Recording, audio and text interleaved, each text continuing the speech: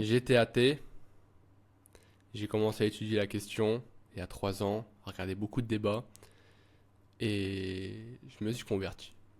Après, j'ai eu une rencontre personnelle avec Dieu. Aujourd'hui, je vais pas parler de ça, je vais parler d'une des raisons rationnelles de croire à l'existence de Dieu et de la foi chrétienne. J'ai nommé le peuple hébreu et ses vérités humainement inatteignables dans la Bible. Il y a un certain nombre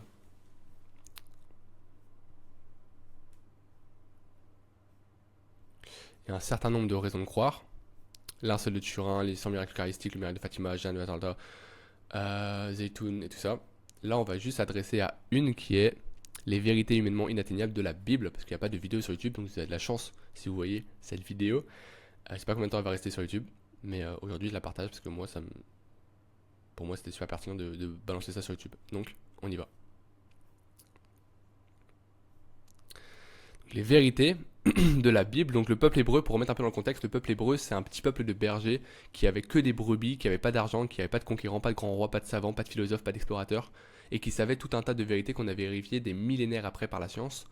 Et ils les ont dit à un moment où c'était complètement contre-intuitif de le dire, surtout face à d'autres peuples qui étaient bien plus riches que les Grecs, les Sumériens, les Hindous, les Japonais, les Babyloniens, les Sumériens. Ils étaient plus riches, plus cultivés, ils avaient des grands philosophes, des conquérants, plus d'argent, et eux-mêmes ne savaient pas ce que le peuple hébreu avec quelques brebis savait. On va voir quelques-unes d'entre elles. Vérité numéro 1, la lune et le soleil ne sont pas des dieux mais des lampadaires. Là, je cite les versets ici, vous avez tous les versets. Dieu fit les deux grands luminaires, le plus grand pour présider au jour et le plus petit pour présider à la nuit. Celui qui a fait les grands luminaires, le soleil pour présider au jour, la lune et les étoiles pour présider à la nuit. Alors que tous les autres peuples, sans distinction, croyaient que c'était des dieux. Et c'est normal. Quand t'as pas, au XVIe siècle, un peu les télescopes et tout qui commencent à arriver, et quand t'as pas la connaissance de la gravité, tu te dis pas que dans le ciel, il y a des trucs qui volent sur rien. Tu vois, c'est contre-intuitif de penser ça. Là, on est sur Terre, donc quand tu balances un crayon, ça tombe. Donc c'est logique de croire que dans le ciel, c'est la même chose quand t'as pas la connaissance pour prouver le contraire. Donc tous les peuples, sans distinction, même les plus riches et tout, comme j'ai dit tout à l'heure, les Romains, Sumériens, Hindous, Babyloniens, Grecs, croyaient à le soleil et la lune, c'est des divinités et on les priait. Notamment les hindous, qui est encore une religion actuelle. Le surya, c'est le soleil, on la divinise et on la prie. Chandra et Soma pour la lune, pareil pour les Grecs, Hélios et Apollon. Là, je remets quelque chose dans le contexte, c'est que quelques Grecs penseurs pensaient que c'était pas des dieux, mais seulement des astres. Notamment Animaxandre et Anaxadore. Mais ils se faisaient taper dessus et globalement, les Grecs croyaient à Hélios et Apollon pour le soleil. Quelques philosophes après les premiers Hébreux qui pensaient à peut-être c'est un astre, mais ils se faisaient taper dessus et personne n'était d'accord avec eux. Les Hébreux avaient raison. En opposition à tous les autres peuples de l'époque, la vérité de ces propos se sont révélés longtemps après par la science, notamment avec le début des télescopes. Bravo les Hébreux. Deuxième vérité frappante, c'est qu'ils savaient qu'il y avait un début absolu. Là, c'est très important le mot absolu, puisque là, il y a encore un athée qui m'a dit mais n'importe quoi, il y a plein de religions qui croyaient à un début à l'univers. Oui, mais pas de façon absolue. À partir de rien créé par un Dieu extérieur. Donc, Dieu dit que la lumière soit et la lumière fut. Au commencement, Dieu créa les cieux et la terre. Mais sauf qu'on sait à un début à l'univers absolu que depuis l'ensemble des arguments rationnels qui convergent vers ça. Le Big Bang, avec la philosophie, avec la thermodynamique de Boltzmann et Carnot, et d'autres preuves qui amènent vers cette idée. Mais même Einstein, au début de sa vie, croyait que l'univers était éternel, immuable, stable. Jusqu'au 19e siècle, en fait. Même les grands philosophes comme Aristote, Newton pensaient à un univers éternel, à l'époque des Hébreux. Donc, les grands philosophes croient à un univers éternel et stable, et les Hébreux, petits peuple de bergers, disent non, non, c'est pas éternel, ça a eu un début, ça a commencé, et de façon absolue. Pourquoi je dis de façon absolue? Parce que les autres peuples, les Égyptiens, les Grecs, la Chine, et tous les autres peuples croyaient à un début, mais des fois ça sortait de l'océan, des fois c'était des guerres entre les dieux, des fois c'était un cycle éternel, des fois c'était juste éternel. Il y a quelques penseurs qui croyaient à un début, notamment des livres qui commencent par au commencement, pareil que la Bible, sauf que ça connote toujours d'un au commencement. Il y a eu des guerres entre les Noun, entre Noun qui est la déesse de l'océan, qui a donné d'autres dieux, etc. Et scientifiquement c'est faux, il y a eu un début absolu. Même si le Big Bang n'est pas le début de l'univers, il n'y a pas eu de façon infinie, parce que même s'il y a eu des Big Bang avant le Big Bang, il n'y en a pas eu de façon infinie. C'est ce que la science dit aujourd'hui. Donc il y a bien eu un début absolu à tout, et les Hébreux le savaient avant tout le monde. Beaucoup de religions de peuples de l'époque croyaient à un début, mais de manière cyclique. Comme les hindous encore aujourd'hui, ils croient que c'est cyclique. On sait avec le théorème de Borde, Good et Vilenkin que c'est faux, qu'il n'y a pas eu, vu que l'univers est en expansion, il a eu un commencement absolu. Vous voyez, vu que ça commence, il y a eu un univers absolu. Du coup, les autres civilisations, grecques, égyptiennes, etc., imaginent un univers éternel et cyclique, sans vrai commencement. Les Hébreux, eux, affirment un point initial, ce qui correspond parfaitement à ce que confirme la cosmologie moderne, notamment au milieu du XXe siècle. Les Hébreux avaient raison, en opposition à tous les autres peuples de l'époque. La vérité de ces propos se sont révélés longtemps après par la science. Là, les hindous ont faux encore aujourd'hui, les bouddhistes ont faux encore aujourd'hui, sauf les Hébreux. Vérité numéro 3, contre tous les peuples de l'époque, ils savaient que l'univers a été fait de façon progressive. Donc là, il n'y a aucun peuple, donc vu qu'il y a plein de peuples qui croient que c'est soit cyclique, soit éternel, très peu de peuples vont dire que ça a été progressif, la création de l'univers, parce qu'ils ne se posent pas la question de l'univers. Vu qu'ils ne se posent pas la question, ils ne disent pas que c'est progressif. Seuls les Hébreux disent que c'est progressif. Et c'est exactement ce que dit la science. Ici, je mets les ressemblances frappantes que la lumière avant les astres, la formation progressive et l'ordre logique et simple vers le complexe. Lumière, ciel, terre, mer, végétation, astres, animaux, hommes. C'est ce que dit la science. Sauf le Rig Veda, donc c'est la religion juste avant l'hindou, qui connote dans l'ordre néant, souffle, désir, matière, vie. C'est moins poussé que les Hébreux, mais ça reste vrai quand même. Bien joué à eux. Donc c'est pas les seuls, mais c'était les plus proches. Et l'hindou croit à un univers éternel et cyclique. Donc ils ont faux sur ça, mais on va aller juste sur ce point de vue. Que l'univers s'use. Ils savaient gros que l'univers s'use. Que l'univers s'usait. Donc là pareil, très peu de peuples vont autour, qui sont plus riches, je répète, qui ont des bibliothèques, qui ont plus d'argent, qui ont des conquérants, qui sont bien plus poussés en termes culturels et philosophiques. Eux, ils ne disent pas qu'il y a un début à l'univers, ils ne disent pas que l'univers s'use, sauf les Hébreux. Les cieux disparaîtront comme de la fumée et la terre s'usera comme un vêtement. Et on sait ça depuis, du coup je vais développer, seulement depuis la thermodynamique. Seulement depuis la thermodynamique de Boltzmann et Carnot, du coup, qui disent que l'univers c'est comme un feu qui s'use, comme une cheminée, tu vois. Et que vu que ça s'use, ça va s'éteindre. Mais l'univers c'est comme un feu qui s'use. On a appris en SVT que le soleil va s'éteindre, etc. Donc ça s'use dans le temps. Alors qu'avant, tous les autres peuples croyaient, du coup, soit que l'univers était éternel, soit cyclique. Tu vois, il y a beaucoup de peuples qui ne se prononcent pas sur la question qui s'use parce que, il n'y a pas de début, il n'y a pas de fin, donc pourquoi ils s'useraient, vous voyez? Sauf les Hébreux, qui avaient raison. L'univers, actuellement, scientifiquement, s'use. Contrairement à tous les autres peuples de l'époque, la vérité de ces propos se sont révélés longtemps après par la science. Ils savaient qu'on venait tous de la matière. Je vais passer rapidement du coup sur les autres vérités, mais ils savaient qu'on provenait de la matière. Ils savaient qu'on provienne de la matière. Et on sait qu'on provient de la matière que depuis 1850. Du coup, les scientifiques savent déjà que le corps humain est fait de les mêmes éléments que la croûte terrestre. Notre corps contient des éléments chimiques présents dans la terre et dans la roche: carbone, hydrogène, oxygène, azote. Après la mort, ces éléments sont recyclés dans l'environnement, exactement comme le verset le décrit ici. Car tu es poussière et tu retourneras à poussière. Il y a d'autres versets ici si vous voulez lire.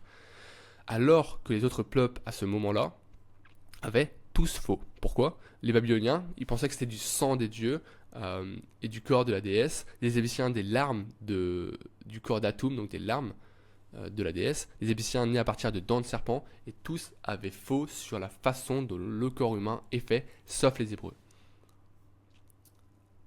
Les Hébreux avaient raison, en opposition à tous les autres peuples de l'époque. La vérité de ces propos se sont révélés longtemps après par la science. Ils savaient qu'il n'y a pas de divinité ni dans les astres, ni dans les fleuves, ni dans les sources, ni dans les forêts. Là, je mets les citations, là c'est très intéressant. Leur idole, du coup, il parle des peuples autour, leur idole, or et argent, œuvre de main humaine. Elles ont une bouche et ne parlent pas, des yeux et ne voient pas, des oreilles et n'entendent pas, des narines et ne sentent pas, et n'existent pas. Leurs mains ne peuvent toucher, leurs pieds ne peuvent marcher, aucun son ne sort de leur gosier. Qu'ils deviennent comme elles, tous ceux qui en font et qui mettent leur foi en elles.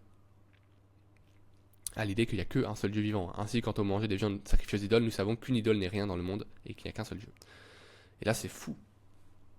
C'est fou parce que tous les autres peuples croyaient à des limités dans la nature et dans les phénomènes naturels. On connaît un peu les Grecs parce que c'est le plus connu, les tonnerres, Zeus, etc., le vent, etc.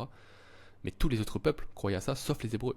qui croyaient en un Dieu unique. Là, je mets quelques noms des divinités des principales religions, des principales peuples, et le phénomène associé à celui-ci, pour que vous fassiez une idée. On sait qu'il n'y a pas de divinité dans les lois naturelles ou dans les phénomènes naturels ou dans la nature que depuis le 16e, 17e siècle. La philosophie, les Grecs ont commencé un peu 4, 3, 2e siècle avant Jésus-Christ, ont commencé à se poser des questions, mais ça a été vérifié scientifiquement et que depuis le 16-17e. Donc confirmation scientifique que les astres ne sont pas des divinités mais des corps soumis à des lois naturelles. Les Hébreux avaient raison, en opposition à tous les autres peuples de l'époque, les vérités de ces propos se sont révélées longtemps après, par la science. Ils savaient que l'univers se dirige vers sa fin dans un temps unidirectionnel et non cyclique. Là, c'est très important. Donc là, je remets les mêmes versets au commencement. Dieu créa les cieux et la terre. J'annonce dès le commencement que ce qui doit arriver est longtemps d'avance et ce qui n'est pas encore accompli. C'est la plus frappante. Autrefois, tu as fondé la terre, les cieux sont l'ouvrage de tes mains, ils périront, mais tu subsisteras, ils s'useront tous comme un vêtement. Le monde va le temps de façon unidirectionnelle. Encore aujourd'hui, les hindous pensent à quelque chose de cyclique. Les bouddhistes croient que l'âme va se régénérer, quelque chose de cyclique. C'est scientifiquement faux. Pour l'âme, on ne peut pas se prononcer parce qu'on ne peut pas vérifier l'âme dans la matière. Mais ceux qui pensent que l'univers, il y a deux mythes. L'univers est cyclique ou l'univers est éternel. L'univers éternel, on l'a vu que c'est faux. L'univers est cyclique. C'est logique de penser ça, tu vois. Jour, nuit, saison, naissance, mort, tout est cyclique. Ce n'est qu'à la fin du 20e que la physique et la cosmologie ont confirmé que le temps n'est pas circulaire, mais au contraire qu'il se dirige irréversiblement vers une fin. Notamment en 98, où on étudie le Big Crunch, donc l'idée qu'il y a des choses cycliques qui se passent. Les observations du satellite Hubble et des supernovas lointaines ont montré que l'expansion de l'univers cause un début absolu, comme j'ai développé tout à l'heure, à cause de l'énergie sombre. Le Big Crunch est alors aujourd'hui très improbable. Et donc l'idée que tout est cyclique et qu'on peut revenir en arrière par exemple, ne marche pas, scientifiquement. Alors que tout le monde pense à des commencements, à aucun commencement absolu, à des éternels retours, etc. Les Hébreux avaient raison, en opposition à tous les autres peuples de l'époque, les vérités de ces propos se sont révélées longtemps après, par la science. Et là je reviens juste sur une citation du prix Nobel de physique, de physique en 78, il y a certainement eu quelque chose qui a déclenché tout cela. Certainement, si vous êtes religieux, je ne peux pas imaginer de meilleure théorie sur l'origine de l'univers qui corresponde à la Genèse. Je viens juste sur une autre vérité qui est intéressante, c'est l'Euphrate. Il y a 2000 ans, il y a un livre des Hébreux qui s'appelle l'Apocalypse qui est écrit. Au temps de Jésus, donc 1er siècle, Jean écrit l'Apocalypse. Jean, au moment où il écrit l'Apocalypse, donc le dernier livre de la Bible, où il dit en gros Jésus revient bientôt, etc., il va donner tout un tas de signes qui sont en train de se passer actuellement. Je vais donner le plus frappant, l'Euphrate qui s'assèche, qui est un grand fleuve quand même, là je vais montrer les photos, qui est en train de s'assécher. Donc là on peut se dire oui mais c'est normal au moment où il a écrit la Bible, donc il y a 2000 ans, je pense c'est au 1er siècle, au moment où il a écrit Apocalypse, et il a dit que l'Euphrate allait s'assécher, l'Euphrate il s'asséchait sûrement, il y avait sûrement des sécheresses. Non, c'est que depuis les conséquences écologiques que le débit a baissé drastiquement, il a commencé à baisser dès le 19e, pas du tout il y a 2000 ans. Les gens ne pouvaient absolument pas savoir que l'Euphrate allait s'assécher. Et voici la citation. Le 6e ange versa sa coupe sur le grand fleuve Euphrate et son eau fut tarie, donc son eau fut s'assèche, afin de préparer la route au roi venant de l'Orient. Il savait il y a 2000 ans qu'un fleuve, un des plus grands fleuves d'Asie, allait s'assécher. Ça, c'est les autres vérités, je ne vais pas tous les développer ici, c'est les autres vérités, vous pouvez faire pause si vous voulez. En vrai, il y en a plus, mais je n'ai pas tout mis, mais voilà. Et là, on va s'attaquer à deux mensonges de la Bible que pensent certaines personnes. L'univers a été fait en milliards d'années, pas en 6 jours. La création versus l'évolution. Et l'univers a été fait en milliards d'années, pas en 6 jours. Donc la Bible dit faux, donc Dieu n'existe pas. Ok, on va aller sur l'évolution. En gros, la Bible dit que nous avons un ancêtre en commun, Adam et Ève, et la science dit que nous avons un ancêtre en commun, Adam et Ève. Et je développe. La Genèse, donc on connaît la Genèse, il n'y a pas besoin de citation, mais on sait que c'est Adam et Ève qui ont donné la lignée de toutes les personnes qui sont autour de nous, qu'on est tous frères et sœurs, qui sommes nés d'Adam et Ève. Et la science dit la même chose. J'ai développé une étude qui a été menée par IBM et National Geographic, et gérée par Spencer Wells, qui est du coup un généticien, un anthropologue, un auteur, et un entrepreneur américain, qui est généticien et qui, avec National Geographic et IBM, dépense 20 millions pour prendre 100 000 personnes à peu près, partout dans le monde, donc en Afrique, aux États-Unis, en Europe, en Asie, un peu partout, ils vont prendre des personnes et ils vont retracer l'historicité du chromosome Y et retracer l'historicité du chromosome X. Le chromosome Y, c'est celui qu'on a en commun, nous, tous les hommes, qu'on prend de notre père, on prend le chromosome Y de notre père, et les femmes prennent le chromosome X de leur mère. Et donc, on peut retracer l'historicité du chromosome X et du chromosome Y pour savoir s'il y a un géniteur en commun. Conclusion, il y a un géniteur en commun qui environ il y a 60 millions d'années, qu'ils ont appelé, si vous pouvez le marquer sur Wikipédia, Adam Y chromosomique et Ève X mitochondrial. Regardez. Il conclut, donc là je cite le livre de Spencer Wells, ici que vous pouvez voir sur Amazon. Là je prends juste le passage, je l'ai traduit. Il y a environ 60 000 ans, un homme identique à nous tous, sur tous les points essentiels, marchait sur le sol d'Afrique. Tous les hommes vivants aujourd'hui descendent de lui. Comment est-il le père de tous? Comment est-il devenu le père de tous, un Adam réel? Et pourquoi existons-nous sous une si grande variété de tailles, de normes, de formes, de types, de races, si nous partageons tous un ancêtre préhistorique? Il développe pourquoi. Donc, confirmé par la génétique moderne, tous les humains ont des ancêtres en commun, Ève et Adam. Et là, je vais aller un peu plus loin, parce que du coup, on a un ancêtre en commun de façon chromosomique. Okay, mais on peut venir du singe matériellement. On est de la poussière, les singes sont la poussière de la Terre, et nous, on est de la poussière de la Terre, donc c'est pas opposé. La théorie de l'évolution se prononce sur l'origine corporelle de l'être humain. La Bible qui a pour but qu'on ait une relation avec Dieu, pas qu'ils disent exactement toutes les choses scientifiques pour prouver que c'est la vérité. Le but de la Bible, c'est qu'on ait une relation avec Dieu, on ait une relation avec notre prochain, et on ait une relation avec la nature bonne. Le but de la Bible, c'est pas de dire, ok, ça a été fait en milliards d'années, après il y a eu les étoiles, après les étoiles c'était des neutrons et des protons, et après ça a donné ça, tac tac tac. Le but, c'est d'avoir une bonne relation avec Dieu, avec notre prochain et avec la nature. Donc il donne toutes les choses essentielles pour ça, notamment d'où on vient. Le fait qu'on est tous égaux parce qu'on vient d'un même homme et d'une même femme.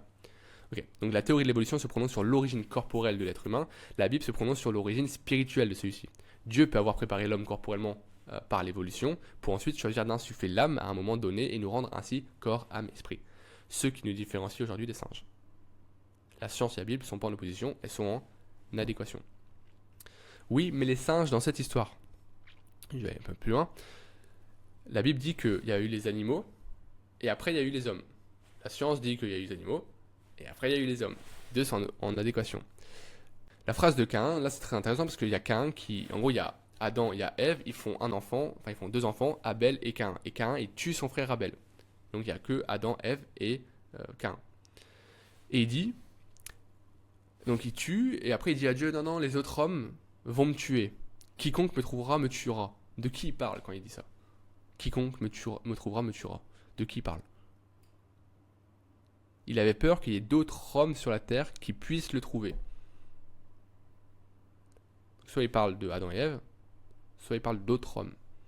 S'il craint les tuer, c'est suppose l'existence d'autres hommes déjà sur la Terre. Or, ces personnes ne sont pas présentes comme la descendance directe d'Adam et Ève. Donc il peut exister d'autres hommes biologiques, mais l'homme à l'image de Dieu, doté de conscience et de morale de Dieu, commence avec Adam et Ève. Il n'y a pas de contradiction entre les hommes et les singes. L'homme est apparu en dernier dans le processus de création. Scientifiquement, l'homme est apparu en dernier dans le processus de création. Les Hébreux avaient raison. Je ne sais pas si je suis bien fait comprendre ou pas, mais il y a une étude qui connote qu'on chromosomiquement, on a un géniteur et une génitrice en commun il y a environ 60 000 ans. C'est exactement ce que dit la Bible, c'est exactement ce que dit la science. Et on n'est pas forcément, on est peut-être corporellement venu des singes, mais dans l'âme, on est venu de Dieu. Qu'est-ce qui nous différencie du singe? La conscience. Oui, mais le monde en milliards d'années pense sur. Donc là, les deux sont en opposition. Enfin, les deux sont en adéquation là. Ensuite, le monde en milliards d'années pendant 6 jours, ça c'est assez simple. Le mot hébreu, quand Dieu dit, du coup, le but de Dieu, c'est de nous donner toutes les vérités pour qu'on ait une relation avec lui, une relation avec notre prochain, une relation avec la nature. Ça, c'est le but. C'est pas de dire, du coup, comme j'ai développé, il y a des neutrons, des protons, de l'azote qui a créé ça, tac, tac, tac. On s'en fiche de ça. Le but de Dieu, c'est d'avoir une relation avec Dieu, notre prochain et la nature. Le mot qui est intéressant dans la Bible, c'est le mot hébreu, et du coup, elle est traduite. Le mot hébreu, enfin l'hébreu, ça a 7000 mots. La langue française, ça en a 100 000. Donc il y a des mots qui veulent dire plusieurs choses de la langue française, vous voyez. Il y a des mots qui ont été traduits, mais il y a tellement plus de mots. La langue française est tellement plus riche qu'il y a des mots hébreux qui veulent dire plusieurs choses dans la langue française. Le mot hébreu de yom, là où ils ont écrit l'Ancien Testament, donc le mot jour, qui a donné jour, c'est jour de 24 heures, mais c'est aussi période. R, période indéterminée. Le mot yom. Ça signifie un jour de 24 heures, mais aussi un temps de période. Et donc, c'est très juste scientifiquement, parce que c'est vraiment par des grandes périodes qu'a été créé l'univers. Le monde a été fait progressivement, comme j'ai développé. Donc les Hébreux avaient raison, parce que la science dit aussi que le monde a été fait progressivement avec l'univers, Terre, Homo sapiens, etc. Là où c'est intéressant, c'est que le mot Yom, il l'utilise aussi pour le jour 1, 2, 3 et 4. Or, il n'y a pas encore le soleil. Mais comment tu sais que c'est un jour est là quand il y a le soleil? Donc ils utilisent le mot jour avant le jour 4, où Dieu met en place le soleil.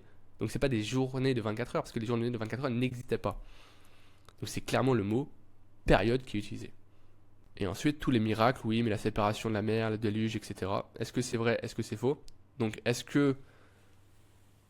Donc les choses après Jésus, donc les résurrections, l'eau en vin, etc. Ça, c'est l'ensemble des arguments rationnels qui convergent que peut-être il y a quelqu'un qui est mort il y a 2000 ans pour toi. Et là, c'est d'autres vidéos du coup. Et quand tu dis, ok, c'est vraiment possible que ce soit le cas, linceul de Turin, miracle eucharistique, etc. Quand tu dis, ok, c'est possible que ce soit le cas, bah, tu crois au miracle que fait Jésus dans son temps. Et là, encore aujourd'hui, il y a des miracles qui sont faits. Un miracle eucharistique, miracle de Fatima, de Lourdes, l'Anciano, etc. Il y a encore des miracles qui arrivent, tu vois. Et toi-même, tu peux vivre un miracle en priant, en disant, bah, guéris-moi, etc. Tu peux vivre quelque chose de fou. Ça. Et les miracles avant l'arrivée de Jésus, comme la séparation de la mer et le déluge, etc. Peut-être que c'est vrai, peut-être que c'est faux. Il y a des choses qui sont prouvées scientifiquement, il y a des choses qui ne le sont pas. Notamment le déluge, il y a une grosse question dessus. Mais le but de la Bible, comme j'ai dit, c'est de nous permettre d'avoir une meilleure relation à Dieu. Donc qu'est-ce qui s'est passé au moment du déluge? Au moment de la séparation de la mer en deux, on ne sait pas.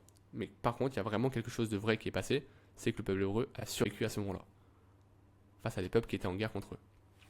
Donc, il y a un ensemble d'autres arguments rationnels qui convergent à l'idée que Dieu existe et que la vérité c'est dans la Bible. Voici les suivants, si vous voulez faire d'autres recherches. Plein d'amour, excellente journée à vous, n'hésitez pas et je suis ouvert au débat en commentaire. Plein d'amour.